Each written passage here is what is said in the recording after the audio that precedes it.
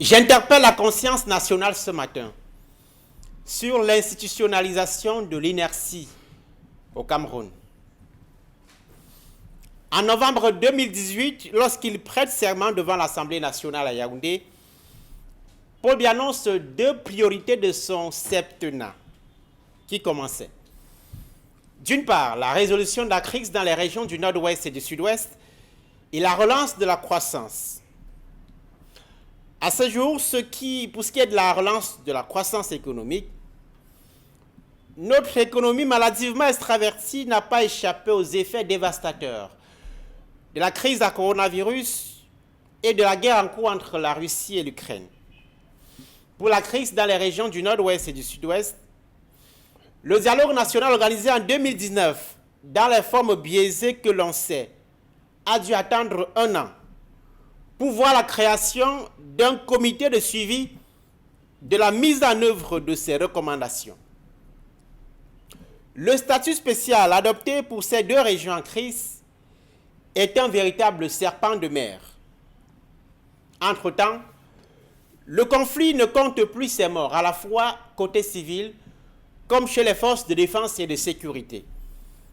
Dans ces entrefaites, le scandale de la Coupe d'Afrique des Nations avec ses 3 000 milliards de francs CFA, gérés comme des cacahuètes d'une veillée mortuaire, est passé par là.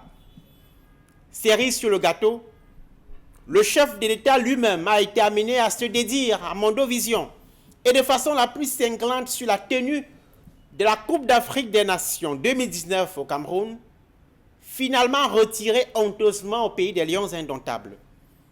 Et pourtant, ni l'omniprésence et sans nul doute excessive du secrétaire général de la présidence de la République, ni les soupçons de falsification de signatures derrière les très hautes instructions ne semblent ébranler Paul Biya.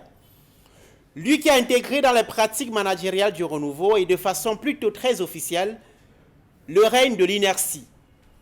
Après avoir parcouru une centaine de discours du chef de l'État en près de 40 ans de règne, le politologue Aristide Monod a recensé 34 fois les occurrences du mot « progressivement ». Le mot « progressivement » fait partie des mots les plus utilisés par le chef de l'État camerounais. On le retrouve dans de nombreux discours de Paul Biya. Lorsque le mot n'est pas employé de façon directe, c'est synonyme ou les mots apparentés comme « en temps opportun », dans de brefs délais, le remplacent. Des mots qui donnent au chronogramme des actions de l'État et au numéro 1 du renouveau une caractéristique essentiellement élastique. Le temps présidentiel peut donc s'étaler sans fin et prendre une valeur éternitaire. Cela lui donne la possibilité de prendre toute action, de prendre tout son temps, toute une vie, pour poser un seul acte de politique publique. Juridiquement, il est difficile de faire le reproche à Paul Biya, au plan purement juridique bien sûr. On attend ici depuis 1996 l'application de l'article 66 de la Constitution sur la déclaration des biens. On attend depuis 1996 la création de la Haute Cour de justice. Il aura fallu attendre une vingtaine d'années pour voir les institutions comme le Conseil constitutionnel, le Sénat, les conseils régionaux se mettre en place.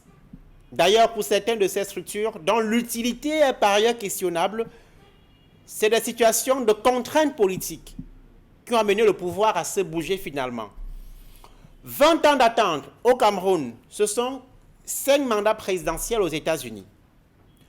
Pour la plupart des institutions citées plus haut, les textes qui les instituent indiquent qu'elles seraient mises en place progressivement. Parce que leur mise en place a été annoncée comme devant se faire progressivement, on attend depuis 2002 la généralisation des centres multimédia dans tous les lycées du Cameroun, promesse de Paul Biya à l'inauguration de 2 centres similaires au lycée général Leclerc à Yaoundé et au lycée bilingue des SOS. En 2012, Paul Biya a annoncé une vaste réforme du système éducatif camerounais à réaliser progressivement. Citation. À ce jour, aucune réforme majeure du système éducatif n'a vu le jour. Le progressivement du chef de l'État court toujours. En 1982, le numéro 1 camerounais a annoncé la libéralisation du champ politique national. 40 ans après, des militants politiques de l'opposition sont jetés dans les prisons infestes du Cameroun pour avoir osé demander des comptes au sujet de la gestion de nos biens communs à nous tous. Paul Biya prend le temps. Paul Biya prend son temps avec peut-être l'idée que le pouvoir n'a pas de fin et que le temps est figé. Certains disent de lui qu'il était un lecteur assidu de Machiavel et de sa philosophie du monstre froid, imprévisible et insaisissable. Mais à bientôt 90 ans et à près de 40 ans de pouvoir, Paul Biya n'ignore certainement pas, comme disait Firmin Van de Bosch, que le véritable homme d'État est celui qui s'institue arbitre impartial entre ses ambitions personnelles et l'intérêt général. À demain.